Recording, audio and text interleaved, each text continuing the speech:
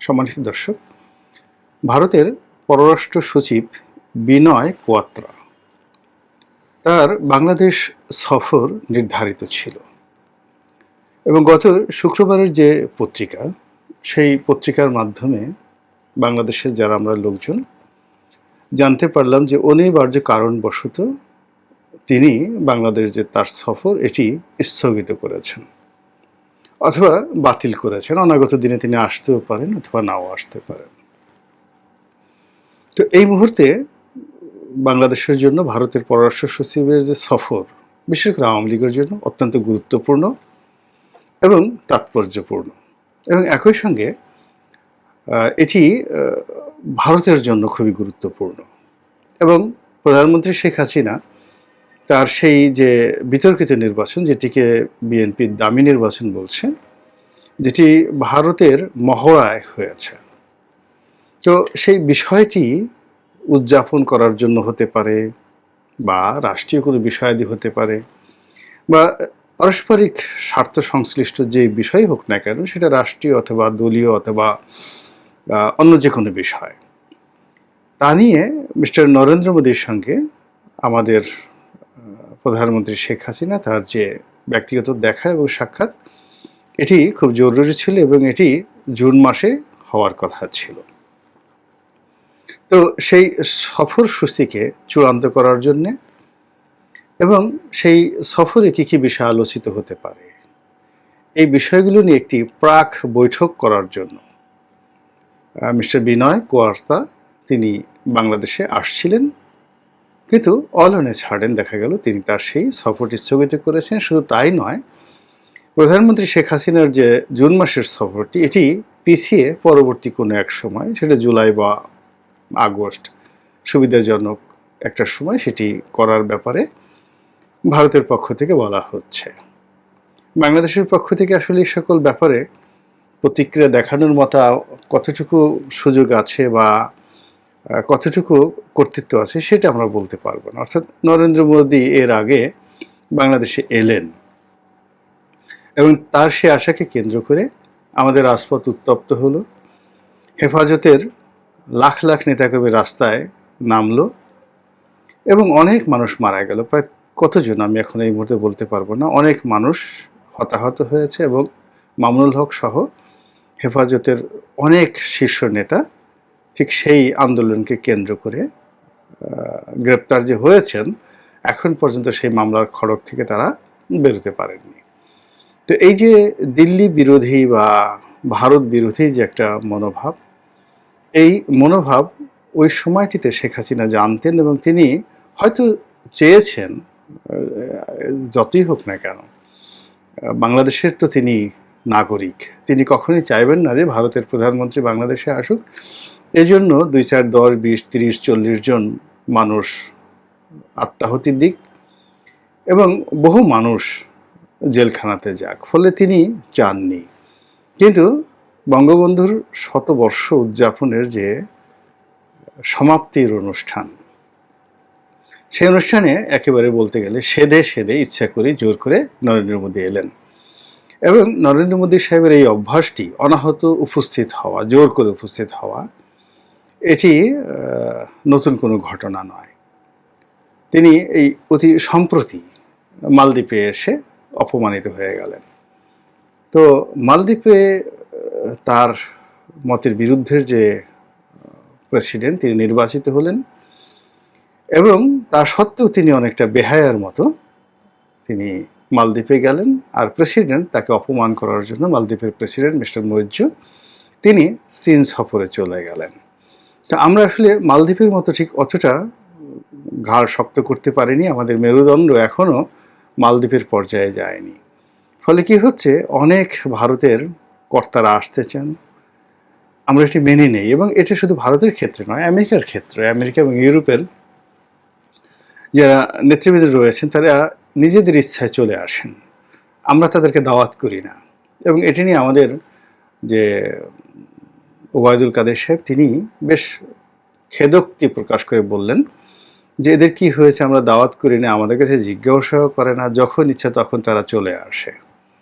এবং একই অবস্থা অতিথি পাখিদের নিয়ে সাইফুর রহমানকে ঘিরে হয়েছিল।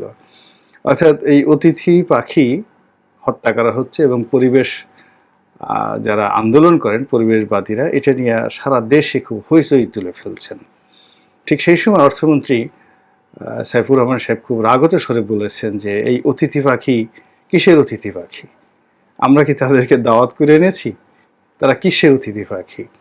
তো এরকম আসলে রাজনীতিতে অধৈর্য হয়ে গেলে অনেকে অনেক কথা বলেন। তো সেই দিক থেকে ওবায়দুল কাদের সাহেবও সেই কথা বলেছেন যে ইউরোপ আমেরিকার অনেকে আমাদের দেশে চলে আসেন অনাহতভাবে।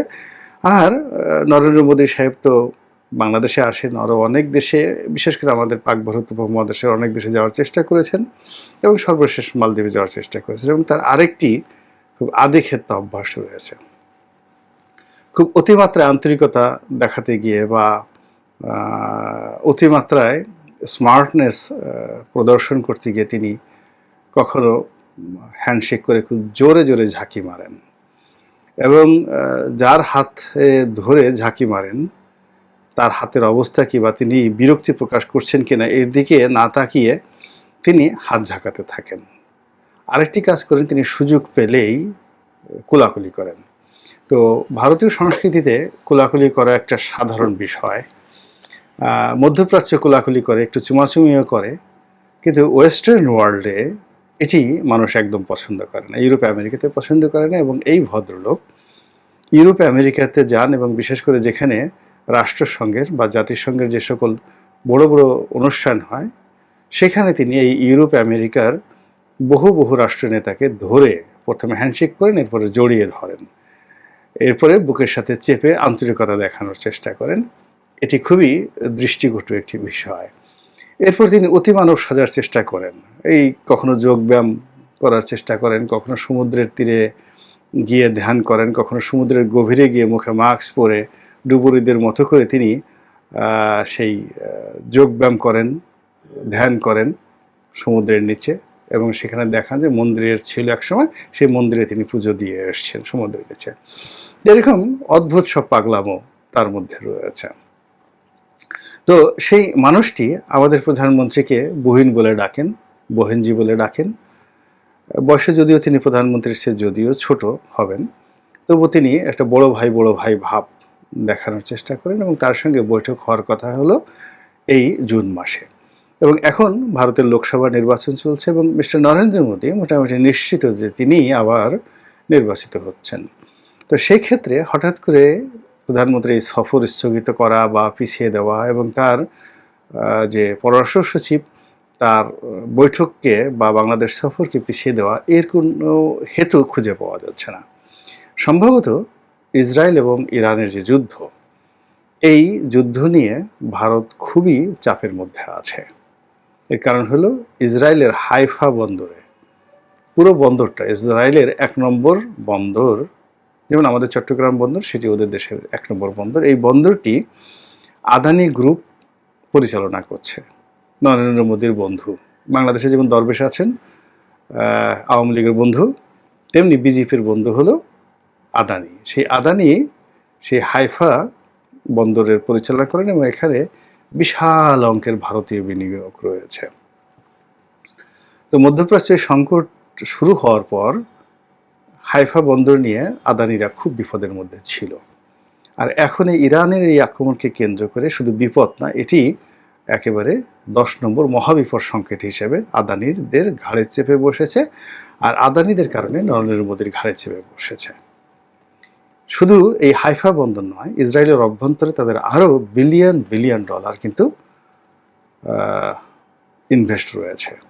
একই সঙ্গে ইসরায়েলের সঙ্গে তাদের যে কৌশলগত সম্পর্ক, সেই সম্পর্কে তাদের যে চুক্তি রয়েছে সে অনুযায়ী ইসরায়েল যদি যুদ্ধে জড়ায় তাহলে আমেরিকা কিন্তু সৈন্য পাঠাতে বাধ্য নয়, তারা পাঠায় ট্রেডিশনালি, কিন্তু ভারত কিন্তু সেখানে ইরানের বিরুদ্ধে সৈন্য পাঠাতে বাধ্য।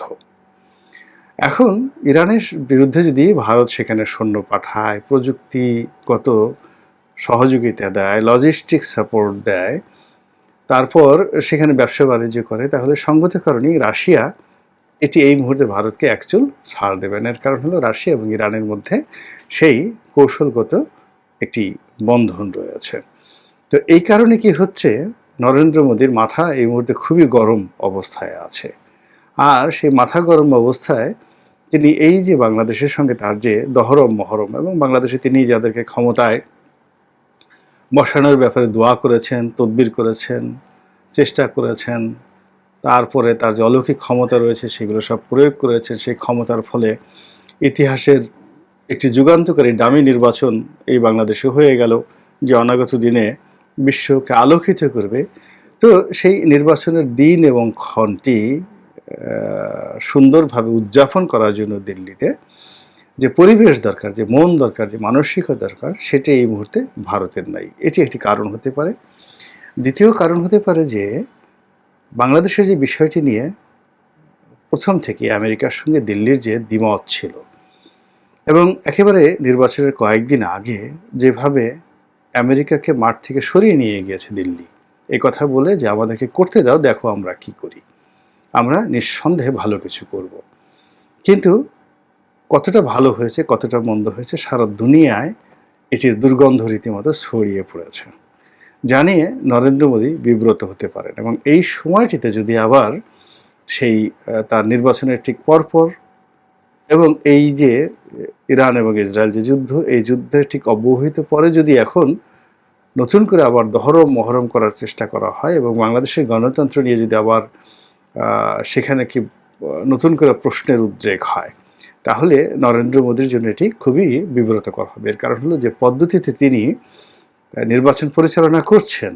এবং আজকে আমি যখন এই ভিডিওটা করছি তখন পত্রিকায় যেটা দেখলাম সেটা হলো ভারতের নাগাল্যান্ড, সেখানে নির্বাচন হচ্ছে এবং সেখানে ভোটার কেন্দ্রে ভোটার উপস্থিতি শূন্য, অর্থাৎ একজন ভোটারও ভোট দিতে যায়নি। তাহলে বাংলাদেশের যে ডামি নির্বাচন, এই ডামি নির্বাচনে তো বলা হয় যে অন অ্যাভারেজে গড়ে 6 থেকে 7% লোক ভোট কেন্দ্রে গিয়েছে, কিন্তু নাগাল্যান্ডে নরেন্দ্র মোদীর যে ডামি নির্বাচন, সেই নরেন্দ্র মোদীর ডামি নির্বাচনে শূন্য উপস্থিতি, একজন লোক সেখানে যায়নি একটি রাজ্যের নির্বাচনে। বোঝার চেষ্টা করুন যে সে কি পরিমাণ দামি নির্বাচনের মহড়া সেখানে দিচ্ছে। তো সেই দামি নির্বাচনের পরই, অর্থাৎ যদি এই যে মে মাসে নির্বাচনটা হয়ে যায়, তো জুনের দিকে যদি শেখ হাসিনা সফর করেন, পুরো সময়টা ভারত উত্তাল থাকতে পারে, বিব্রতকর অবস্থার সৃষ্টি হতে পারে, এবং সবাই বলতে পারে যে শেখ হাসিনার কাছ থেকেই এই দামি নির্বাচন শিখে নরেন্দ্র মোদী এখন আমাদের দেশের গণতন্ত্রকে এই দামির মধ্যে ঢুকিয়ে দিল। সেক্ষেত্রে আমাদের যে সম্মানিত বঙ্গবন্ধু কন্যা, তার জন্য একটা বিব্রতকর পরিস্থিতির সৃষ্টি হতে পারে, এবং এই কারণে এটি হয়তো পিছিয়ে দেওয়া হতে পারে। আমি জানি না, আল্লাহই ভালো জানেন।